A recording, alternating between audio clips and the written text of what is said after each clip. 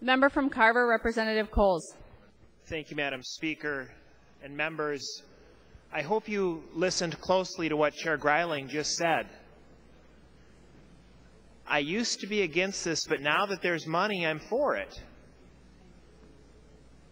Members, as Representative Biskins just explained time and time and time again, the federal government is telling us, the state of Minnesota, what we should do, how we should educate our children.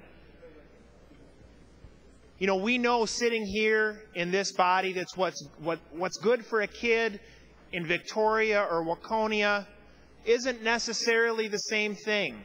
It's good for a kid in Minneapolis or Thief River Falls.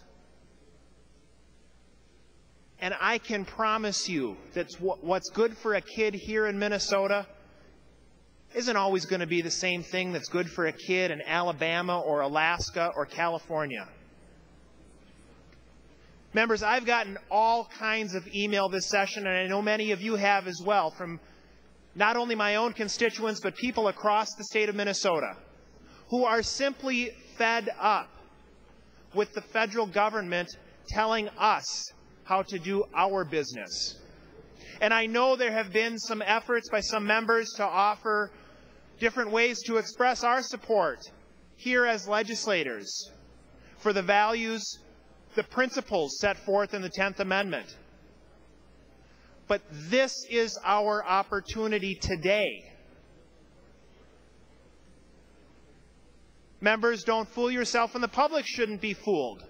The efforts to bring up resolutions and other things so that we can express our support for the principles set forth in the 10th Amendment, they're not going to move forward. This is our chance today, right now. Representative Greiling, you were with Representative Biskins previously.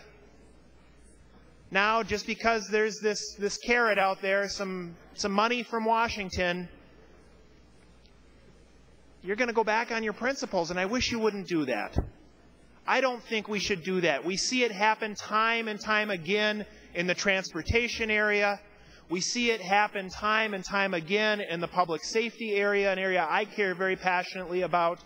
But members, it is time for us to make a stand. It is time for us to say we in Minnesota know how to educate our children. We don't need the educrats in Washington telling us how to do it. Members, please vote yes.